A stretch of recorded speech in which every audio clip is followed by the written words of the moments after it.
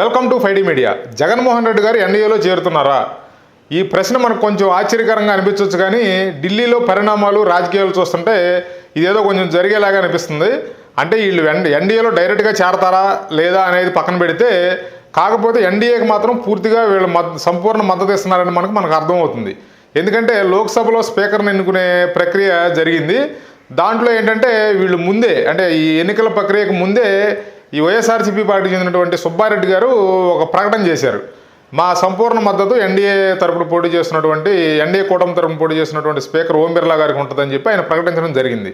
అంటే దీన్ని బట్టి మనకు అర్థమవుతుంది ఏంటంటే వీళ్ళు ఎన్డీఏ ప్రభుత్వానికి పూర్తిగా మద్దతు ఇస్తున్నారు. అంటే ఎన్డీఏలో చేరకపోయినప్పటికీ వీళ్ళ మద్దతు పూర్తిగా ఉందనేది మనకి ఇక్కడ అర్థమవుతుంది. మాటకు ముందు ఒక విశ్వసనీయత, మాట తర్వాత ఒక విశ్వసనీయత, ఈ పదాన్ని ఈ వైఎస్ఆర్సీపీ పార్టీ వాడినంతగా ఏ పార్టీ వాడలేదని చెప్పొచ్చు. అంటే జగన్మోహన్ రెడ్డి గారికి పేరుకు ముందు విశ్వసనీయత అనేది ఇక ఆ ఇంటి పేరును తొలగించి విశ్వసనీయత, మాట తప్పం మడం తిప్పం, ఈ రెండు స్లోగన్స్ని యాడ్ చేసేసారు వాళ్ళు. ఈ విధంగా చూసుకుంటే మరి ఇది విశ్వసనీయత అంటారా ఏమంటారు అనేది మనకు అర్థం కావట్లేదు. స్పీకర్ ఎన్నిక జరుగుతుంది కేంద్రంలో. ఎన్డీఏ, ఇండియా కూటమి, ఇక్కడ రెండు కూటములు ఉన్నాయి. ఇండియా కూటమి తరఫున ఒక ఎంపీ గారిని పెట్టారు, ఎన్డీఏ కూటమి తరఫున ఒక ఆయన పెట్టారు.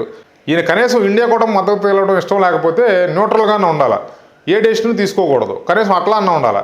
నేను పూర్తిగా ఎన్డీఏకి సపోర్ట్ చేస్తానని ఒక లేఖ విడుదల చేయడం, ఆయన సుబ్బారెడ్డి గారు ప్రకటించడం, ఇవన్నీ చూస్తుంటే మరి దీన్ని విశ్వసనీయత అంటారా లేకపోతే మరి దీన్ని ఇంకేమంటారా అనేది అర్థం కావట్లేదు.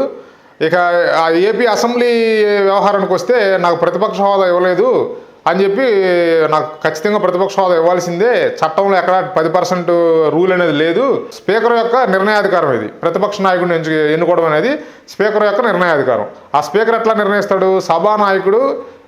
సభానాయకుడి యొక్క అభిప్రాయం తీసుకుని ఆయన అభిప్రాయం ప్రకారం స్పీకర్ నిర్ణయిస్తారు ప్రతిపక్ష నాయకుడిని. అసలు ప్రజలే వద్దని చెప్పి ఈయన తిరస్కరించారు. ప్రతిపక్ష నాయకుడు హోదా కూడా కలిగే సీట్లు కూడా ఇవ్వనప్పుడు ఈయన ప్రతిపక్ష హోదా ఎట్లా వస్తుంది? రాదు. ఆ 1953 యాక్ట్ అనేది యాక్ట్ చెప్తున్నారు. ఆ యాక్ట్లో కూడా ఒకళ్ళకన్నా ఎక్కువ పార్టీలు ఉన్నప్పుడు అప్పుడు ఎవరిని ఇప్పుడు ప్రతిపక్ష నాయకుడు ఎవరిని ఎంచుకోవాలి అనే దాని ప్రకారం ఎక్కువ సీట్లు ఎవరికి ఉంటే వాళ్ళే ప్రతిపక్ష నాయకుడు అని చెప్పడం జరిగింది. దాన్ని వాళ్ళకి అన్వయించుకుని అదిగో దాంట్లో ఆ చట్టంలో అట్లా చెప్పారు కాబట్టి అని చెప్పి ఆ ప్రొఫెసర్ నాగేశ్వర గారు ఒక బుక్ పట్టుకుని వచ్చి టీవీ డిబేట్లో కూర్చుంటున్నాడు. ఇది చట్టం ప్రకారం జరుగుతుందని. సరే, ఈ చట్ట ప్రకారం ఆ చట్టం అదే చెప్తుంది అనుకుందామండి. రీసెంట్గా కాంగ్రెస్ ప్రభుత్వానికి పోయిన ఎలక్షన్లలో, కాంగ్రెస్ పార్టీకి పోయిన ఎన్నికల్లో ప్రతిపక్ష హోదా ఇవ్వలేదు. వాళ్ళకి 44 సీట్లు 45 సీట్లు సబ్జెక్టు కరెక్షన్ అక్కడ ఆగిపోయారు. ప్రతిపక్ష హోదా కావాలని చెప్పి వాళ్ళు సుప్రీంకోర్టుకి వెళ్ళారు. సుప్రీంకోర్టు ఏం చెప్పింది? ఇది స్పీకర్ యొక్క నిర్ణయాధికారం, దీని గురించి మేము ఏమీ నిర్ణయం చెప్పలేమని చెప్పి వీళ్ళు వేసిన పిటిషన్ కొట్టివేయడం జరిగింది. మరి అలాంటప్పుడు ఈ బుక్ పట్టుకుని మీరు అప్పుడు కూడా వెళ్ళాల్సింది కదా సుప్రీంకోర్టుకి. మళ్ళీ ఇక ఈ బుక్లో ఉంది, మీరు ఎట్లా కొట్టేస్తారని అడగాల్సింది ప్రొఫెసర్ నాగేశ్వర గారు. అప్పుడు ఆ పని చేయలే.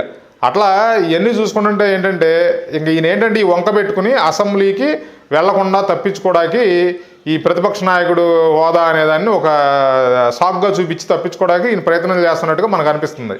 ఇవన్నీ చూస్తుంటే ఇంకొక విషయం మీరు గుర్తుపెట్టుకోవాలి. 2019 ఎన్నికలు అవ్వగానే అప్పుడు దాకా నేను కేంద్రం మెళ్ళ ఉంచుతా, నాకు ఎంపీ సీట్లు ఇవ్వండి అన్నారు. అన్నట్టుగానే ప్రజలు 20 పైగా సీట్లు ఎంపీ సీట్లు గెలిపించి ఇచ్చారు. ఇచ్చినప్పుడు ఏం చేశాడు? పలాయనవాదం ఎత్తుకున్నాడు. ఏమని? కేంద్రంలో వాళ్ళకి ఎంపీ సీట్లు ఎక్కువ వచ్చేసి మన మాట వాళ్ళు లెక్క చేయరు కాబట్టి ఇది అని చెప్పి అసలు కౌంటింగ్ అయిన తెల్లారే ప్రెస్ మీట్ పెట్టి చెప్పేశాడు. దాన్ని ఏమంటారంటే పలాయనవాదం అంటారు. ఇప్పుడు ఈ అసెంబ్లీ నుంచి ఈ ప్రతిపక్ష నాయకుడు హోదా అనే సాగు చూపించి నేను రానంటున్నాడు చూసారా, దాన్ని కూడా పలాయనవాదం అంటారు. ఇప్పుడు కేంద్ర ప్రభుత్వంతో పోరాడుకోకుండా ఎన్నికల్లో వ్యతిరేకంగా ఫైట్ చేశాడు ఇక్కడ. మరి అలాంటప్పుడు అక్కడ కూడా వ్యతిరేకంగా ఫైట్ చేయాలి కదా కేంద్రంలో కూడా. అది చేయకుండా మా సంపూర్ణ మద్దతు మీకే అంటున్నాడు కదా, దాన్ని ఏమంటారంటే పలాయనవాదం అంటారు. విశ్వసనీయత అనే పదం వాడకుండా, మాట తప్పం మడం తిప్పం అనే పదం వాడకుండా పలాయనవాది జగన్మోహన్ రెడ్డి గారు నువ్వు అని మొదలు పెడితే బాగుంటుందని నా ఉద్దేశం. జగన్మోహన్ రెడ్డి గారు అసలు ఆయన ఏం చేయదలుచుకున్నాడు? శుభ్రంగా అసలు వదిలేసి ఇంకా మనకు అనవసరం ఈ రాజకీయాలు అనుకుంటున్నాడా, లేకపోతే లేదు ఏదన్నా కొంత మళ్ళీ పార్టీ పుంజుకునేటట్టు ఏమైనా ప్రయత్నం చేద్దాం అనుకుంటున్నాడా అనేది చూసేవాళ్ళకి ఏం అర్థం కావట్లేదు ఈయన వ్యవహరించిన తీరు చూస్తుంటే. కాబట్టి ఆయన ఎప్పటికైనా ఆయనకు 40% ఓట్లు వచ్చినాయి. అంటే మీ వెనకాల ఆల్మోస్ట్ 1,30,00,000 ఓట్లు పడినాయి మీకు, మీ పార్టీకి. అంటే 1,30,00,000 మంది మీ వెనకాల ఉన్నారు ఆల్రెడీ. కనీసం వాళ్ళనన్నా నిలబెట్టుకోండి, కనీసం వాళ్ళనన్నా కాపాడుకోవాలి. వాళ్ళు నిలబెట్టుకోవాలంటే ఇలాంటి పలాయనవాదాలు ఎత్తుకుంటే భుజం మీదకి ఉపయోగం ఉండదండి. మీరు ఏదైనా ఫైట్ చేయడం, ఏదైనా పోరాటం చేస్తేనే ఫలితం ఉంటుంది. మీరు అసెంబ్లీకి రండి, 11 మంది ఎమ్మెల్యేలతో రండి, పోరాడండి. ఒకవేళ మిమ్మల్ని అవమానపరిచారనుకోండి, దాని యొక్క నెగిటివ్ ఇంపాక్ట్ అధికార పక్షం మీద పడద్ది. ఎందుకంటే మీ మీద పడింది కదా లాస్ట్ టైం. మీరు చేసిన హేళనలు ఇవన్నీ కూడా ఒక కారణమే కదా.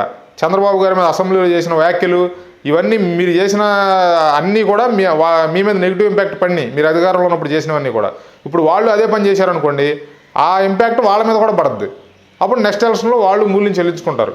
కాబట్టి అసలు ముందు మీరు అసెంబ్లీకి రండి, వచ్చి మీ ప్రజల తరపున పోరాడండి. Please like, share and subscribe 5D media. Thanks for watching.